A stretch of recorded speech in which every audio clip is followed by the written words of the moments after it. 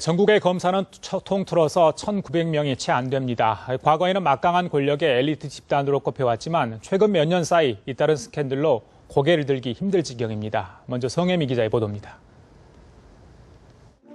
의사들이 히포크라테스 선서를 하듯 검사도 임명식에서 선서를 합니다.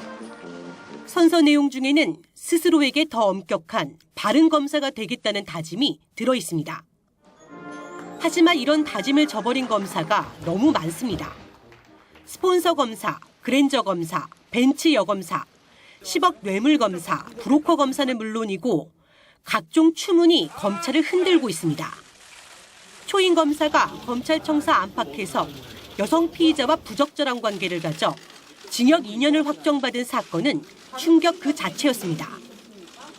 검찰은 초임 검사가 저지른 일이라며 애써 위안하려 했지만 이번엔 김학의 전 법무부 차관의 별장 성접대 의혹 사건과 최동욱 전 검찰총장의 혼의 아들 사건이 잇따라 터져나왔습니다. 특히 스캔들 자체보다 이에 대처하는 모습에 더 크게 실망한 이들이 많습니다. 최고의 가장은 아니었지만 부끄럽지 않은 남편과 아빠로 돌아왔고 앞으로도 그러할 것입니다. 지난달 김수창 당시 제주지검장이 공연 음란죄로 체포된 사건도 마찬가지. 왕복 7차선 도로변을 오가며 음란 행위를 했음에도 기자회견을 자청해 황당한 봉변이라고 잡아댔습니다.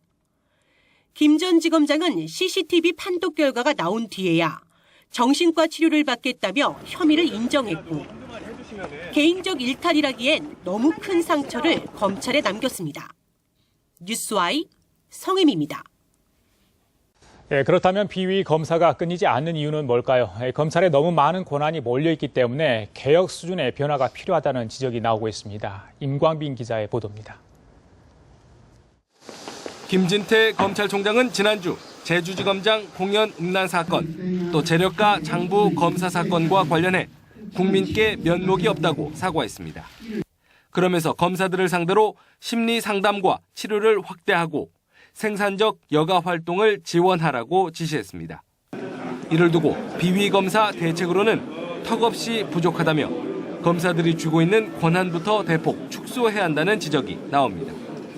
검찰은 경찰 수사를 지휘하는 동시에 굵직한 사건은 직접 수사합니다. 영장 청구권도 검찰에만 있고 사건을 무혐의 종결할지 피해자를 재판에 넘길지를 결정하는 기소권도 독점합니다. 털어서 먼지 안 나는 사람 없다는 식의 저인망 수사는 검찰을 두려운 존재로 만듭니다. 막강한 권력은 갖가지 접대를 받는 스폰서 문화로 연결됩니다. 여기에 검찰 조직 특유의 엘리트 의식, 총장부터 일선 검사까지 하나라는 검사 동일체 원칙, 또 퇴직 후 변호사가 되고 나서 더 끈끈하게 뭉치는 풍토가 비리를 부추깁니다. 과중한 업무 부담과 지방 순환 근무로 가족과 떨어져 혼자 지내게 되는 인사 시스템 또한 검사들의 일탈 행위를 증가시키는 요인으로 꼽힙니다. 이처럼 검찰 권한과 시스템 전반에 대한 개혁 없이는 비위 검사를 맡기는 불가능해 보입니다. 뉴스와이 임광빈입니다.